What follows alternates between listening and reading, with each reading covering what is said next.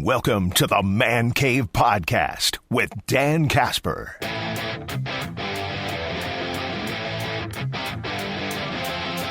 Jacob Misiorowski making his major league debut last night. And, I mean, this is a guy that we've been talking about for the last couple seasons, in the minor leagues and such. And I think, even this year we thought eventually we would see him at some point, maybe coming through the bullpen, kind of like a lot of other starters for the Brewers over the years have made their debuts, whether it was a Burnsy or a Woodruff or whatever. Last year towards the end, he was getting work in the bullpen at AAA as maybe a potential call-up for postseason.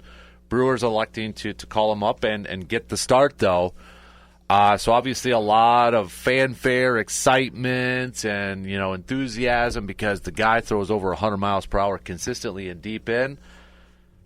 I think he hit the expectation last night, at least, right, for first game. I mean, picks up the win, had a no-hitter going, 14 pitches with at least 100 miles per hour or more in his debut. Did issue 4 walks, but, I mean, your impression of the Mizz from last night's game 1?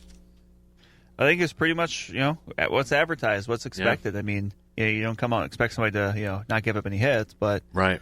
Just you see the velocity, you see the development that's really come with the other pitches. Like, yeah. Feel bad for the poor people that were trying to track what pitch was which. Yeah, I was listening, and they were kind of saying, that's the pitch Statcast or whatever, the pitch cast. Yeah, they're having some troubles because, like, his slider looks like a cutter because of just, and then, like, the sinker was a changeup. Yeah, like, it's just, because of how he throws stuff, it's so unique that it confuses a lot of people, not just hitters, but right. Yeah, I mean, you saw what he was advertised to be, which he can throw really, really hard. But the reason he is a true legitimate pitching prospect is because of the development and other things. Mm-hmm. And he's done a better job this year of limiting walks. You mentioned their walks were still there, yep. But it's just, it was just kind of fun to see that next. What people, many people think will be kind of that next one, right, for them, right. Like kind of get to this point. Mm-hmm. Do you feel like that? Okay, since they made this call up now, that he's staying up here. I know Logan Henderson, call up was great. Then they sent him down, and they talked about the options and such. Is Misiorowski different though?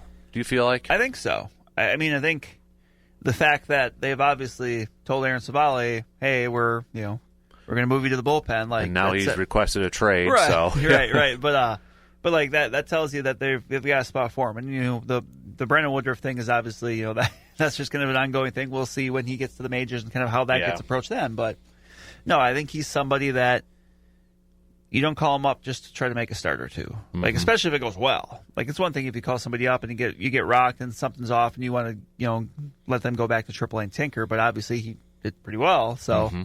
He's earned the right to make another start. Right. Looking like that in that Cubs series next week in Chicago. So, but yeah, right now, I mean, they'll probably be a little cautious on his innings just because that's how they're going to be with a younger player. But at the same time, like, if it's not because of an injury or because of performance, there's no reason he should come out of the rotation. Right. So, I mean, I think it hit, maybe even surpassed some expectation. Like, I was okay, I'm going to temper it. You try to get into and, I mean, the Brewers were hyping it up, too, on social media leading up to the game. And why wouldn't you? I mean, you have to. But, I mean, given just the normalness of, like, I'm making my Major League debut in front of the home crowd. I've got a ton of family and friends here, and then you go out, and I loved his reaction. Like, afterwards, he didn't realize he had a no-no going. Yeah, come out, which tells you he was just absolutely dialed in, probably, right, at this point.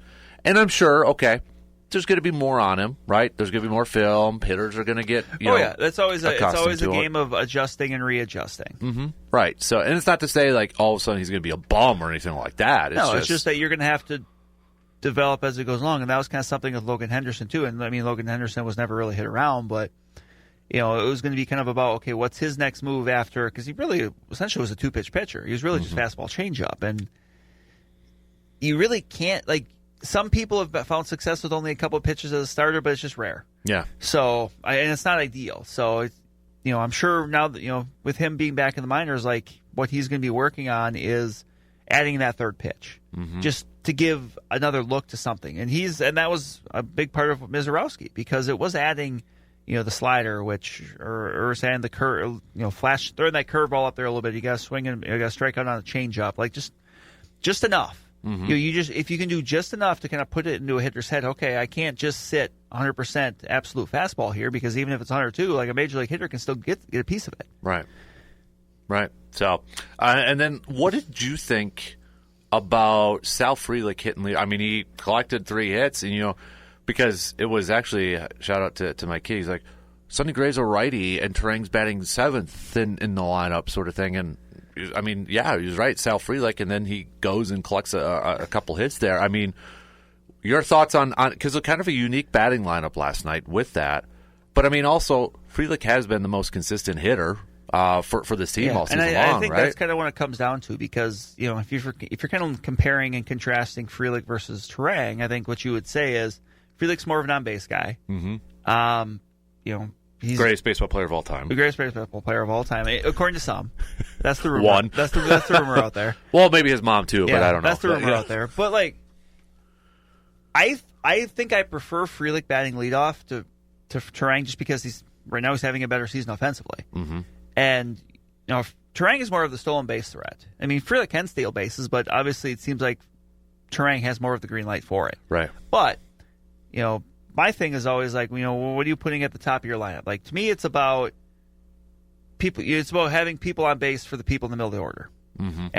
And to me, I just think Frelick is maybe a little bit better of a fit for that. Table setter sort of thing. Yeah, a little bit of table setter for those guys, and for the Churio and Contreras and Yelich and Hoskins, etc. Like, I just think he's a better fit for that, and he's just the kind of guy that, because he's like, and maybe it's something too where, if there's success, and obviously there was last night, like, you can get a little bit more consistency in the lineup righty versus lefty. Where, I mean, I still think you feel pretty all right putting Frelick leadoff against a lefty.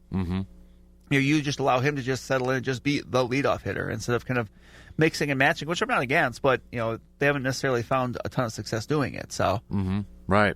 No, I mean, I thought it was. I mean, I think a lot of people were kind of maybe pondering about that for the last few weeks too, considering how consistent Frelick has been at the plate this year, right? I mean, I honestly feel like, I know it's the push for the All-Star vote and such. I mean, I feel like Frelick should be more deserving. I think he's the most deserving position player to be in the All-Star of the Brewers. Just numbers wise, then I think Freddie's going to get the nod probably. Yeah, because remember, every team gets one, right? And there's like, if you're thinking of that, you're right. Like, position player wise, yeah, it would probably be Frelick. I mean, but I still, it's still for the type of player he is, that's still an uphill battle to try. Yeah, just because it's the All-Star game. It's such a homers, RBIs, thing, and that that's just how it is. Like, but defensively, and then you factor in the fact that he's been solid offensively too. Like, position player wise, he's making the best case right now. How big? I know we're a game into it right now, but I mean, you look at this series with the Cardinals, and we've talked about this month of June for a long time in this stretch run. So I mean, they got off to a fantastic start, sweeping Phillies.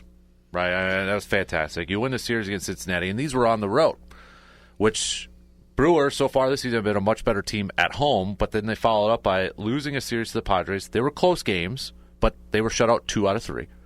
You lose a series to the Braves, a team that has been struggling. They were struggling more heading into that. Now you got 4 games against the Cardinals to wrap up the longest stretch of their home trip. After that, Cubbies, Twins, and then you finish up with Pittsburgh and Colorado. But this particular series with the Cardinals, is it too early to say how huge this series is for the Brewers, or do you think it is safe to say that this is a huge series?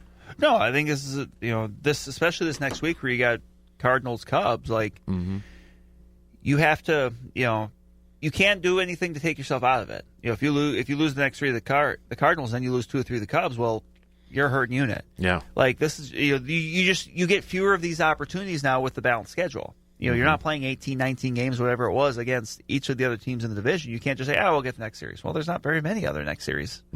So, you got to make the most of the opportunities when they come, especially as you're trying to figure out kind of, how much of a buyer or potentially seller are you at the deadline? Yeah. So no, they're very important. And I kind of look at it too from you're throwing out Freddie Peralta tonight. You're throwing out Jose Quintana on Saturday.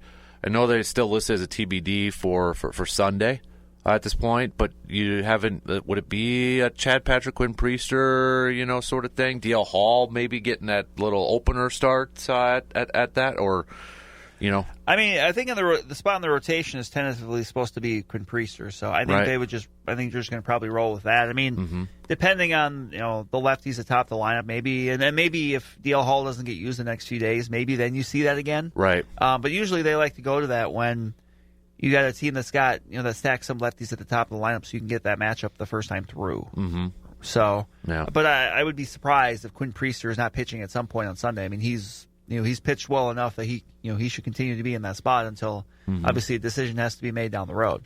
I know in the last week and a half or so, one of the biggest frustration from at least our listeners, Brandon, has been Joey Ortiz and his play, and I know we've talked a little bit about it off and on, and that give credit to where credit's due. It seems like he's been hitting the ball a little bit better in the last few games here and such, but it probably doesn't make up for the overall landscape from an offensive production. It's a tough hill to try to overcome. Like when you dig yourself that much of a hole within the first month or two, with just how much he struggled. And yeah, you're right. You look back at the numbers now. Last week hitting 300. Last 2 weeks hit 231, 318 on base. Not bad. Last month 222. It's one of those things where he's doing better, but not good enough to quite wipe out those kind of the bad taste of the first couple months. And and it's I share the frustration. There's just been a lot of times he's just kind of looked overmatched up there, and just in general that left side of the infield. I mean, that's for a team when a team's struggling to score runs, and you can kind of point to two very obvious spots that just overall haven't produced. It's frustrating. And the unfortunate thing is there's just right now if they're going to make a move, it's going to have to come from the outside. And look, maybe the Aaron Savali trade is kind of the catalyst for that. Maybe there's someone out there that's got some infield depth, and they say, look, we need a pitcher. You guys need an infielder. Let's make this work. As someone that can jump in on that major league roster and just at least try to spark something. Who that is, I don't know offhand, but essentially we're looking for that Willie Adames, JP Fire Eisen trade again. Kind of, but I would honestly settle for Jerry Hairston in 2011, where a guy that can just come in and or Eduardo Escobar in 2021, a guy that can just come in and just have a pulse, right? That can come in and just play every day and actually not be kind of a drain on the lineup. Can I throw out a scenario to you and you tell me? So okay, we can Google, look up potential available shortstops or whatever. Could another option be throw Terang at short, put Durbin at second, and then you have your third baseman that's more of a power hitter?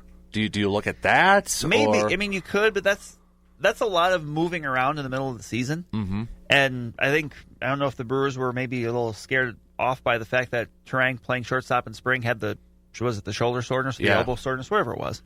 I don't know. I would like to see, I can understand if you can't just throw something big at both those spots. I get it, but you got to do one or the other. And if it's up to me, I would still lean towards third base. Yeah. I would still, if I had to give leash to one of those two players, it would probably be Ortiz, but still addressing something else. Still doing whatever it is to try to get somebody different to try third base. But you can't we've gone past the point of patience. There's kind of a moment where patience and production, you go beyond, okay, I've been patient, but at some point you got to produce. This is the major leagues. And this is a team that has playoff aspirations. You can't just sit there and say, well, I mean, we'll just give him all the time he needs. It's one thing if you're the Rockies and you can do that. Right. But the Brewers really can't afford to do that if they want to be legitimate in their, chase of a postseason spot. If you had to pick just straightly from an offensive standpoint, who would you rather keep in that lineup then if you could only pick one, Ortiz or Durbin? I mean, Durbin's been better, but he's like the Dorn. He'll sit in there and take a hit. I think that stat is fantastic. That he's already got the second most hit by pitches in the entire league. Right. Yes. Part of me still the fact that you're taking a little bit. But here's my close. rationale for it. Yeah. third base is a much more offensive position than shortstop. Mm-hmm. So I feel like you can maybe get a bigger upgrade depending on who it is. And again, that's kind of the question here. We don't know, but and trust me, I've been very frustrated with what we've seen out of Joey Ortiz too. But I just feel like you can potentially get a bigger upgrade out of third base, and then leave shortstop kind of as is. If Ortiz continues to show this improvement, if he, as I mentioned in stats, last week, 2 weeks, where if he's hitting 220, 230 with non-base with 310, 320, that's not bad.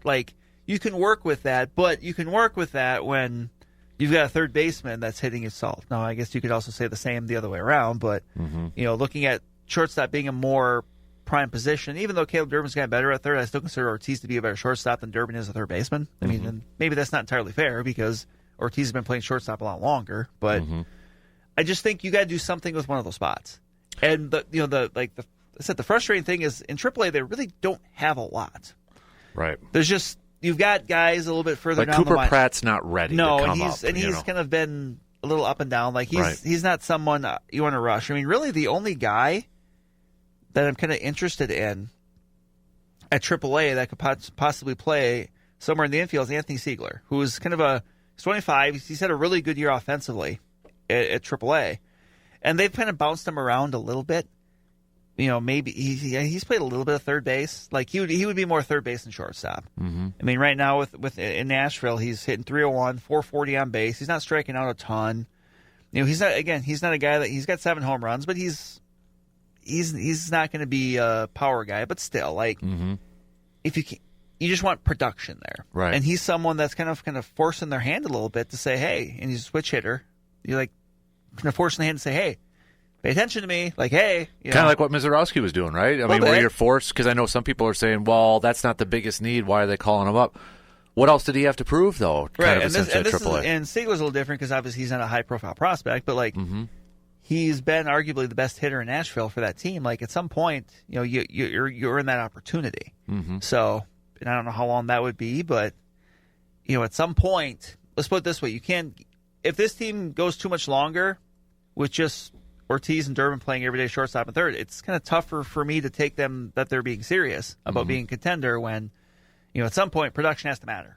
Really quick, I was looking at offensive numbers yesterday, and you look at, home runs, Brewers are, bottom 5, bottom 6, they're in the 20s, and then, it's weird because then they're towards the top in runs scored, but then they're at the bottom of a lot of other offensive categories. Is it just that the Brewers are finding ways to score runs? And they're fast. I mean, they're near the top in stolen bases. I seen a stat earlier this week that the Brewers lead the majors. I believe it's in sprint speed. So basically, they have the fastest team. So and obviously that makes a difference where you can stretch you can go from first to third on a hit and what yada yada yada. But that's kind of that's kind of carrying them right now offensively because you're right, they're not hitting a lot of home runs. So they're having to use that speed to kind of steal bases and take extra bases and be put in a better spot to score. Right. Because the power just overall isn't there. Right.